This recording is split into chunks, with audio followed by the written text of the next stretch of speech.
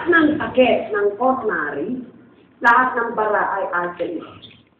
Ano nga ba ginagawa ng artery? Sila ang nagbibigay ng oxygenated blood heart. Tama ba ako? Huwag kang susulat ng sulat, Edith. Hindi ka. Tama? Okay. Pinag-aralan ko to. This is a fact knowledge mind. Promise. 22 years ago. Hanggang ngayon hindi binabago. Kasi yun ang pinungo ng ating sikat. So every time I lecture, I find it very, very useful.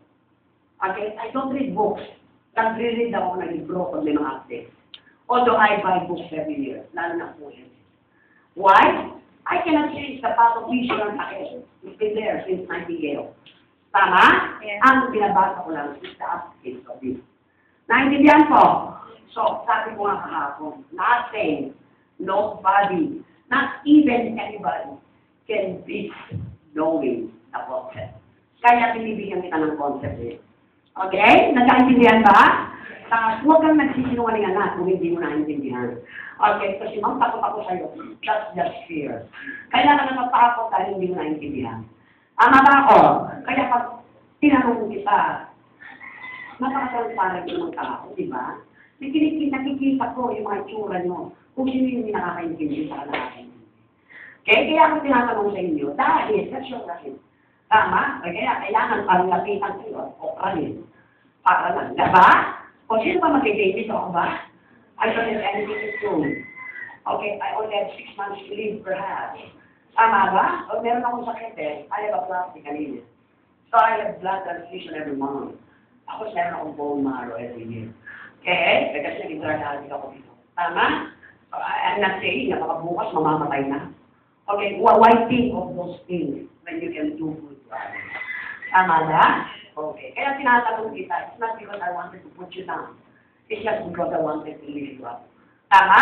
Ang tayo ng pag-iisip.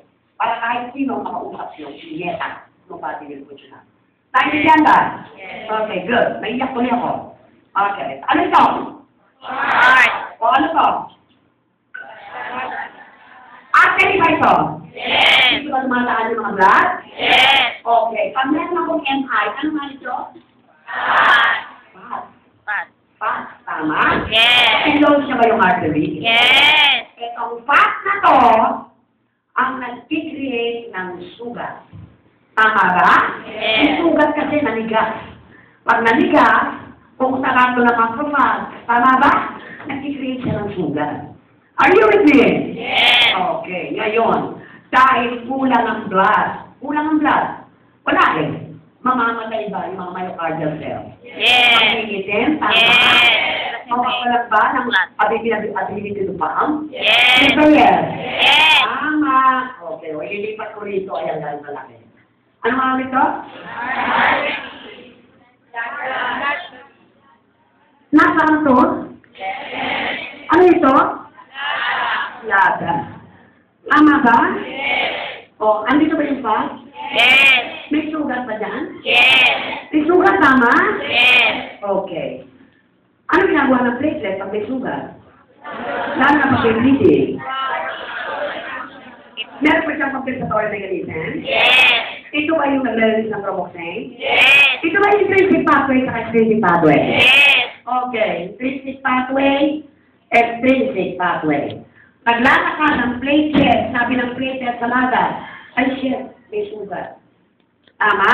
Gagawa ba siya ng paraan? Yes. Para masakpan yung sugat? Yes. Kasi yun ang trabaho niya. Tama ba? Yes. O, tatlo ang trabaho ng platelet. Right? One is the coagulation pathway. Still with me there, diba? Naintindihan? Okay, good. Ano nga ulit yung intrinsic pathway? Sa loob ba? Yes. Intrinsic. It's inside. Yes. Sabi sabihin dito sa loob. Extrinsic sa labas. Tama ba? Yes. Okay. Anong factor? Kaya somebody will ask me, saan galing ang factor? Galing sa platelet. Hindi ko binigay yan naman. Meron yan sa platelet yan. Tama ba? Okay, that is one of the... Kung saan papanit ng mga ngayon, ha?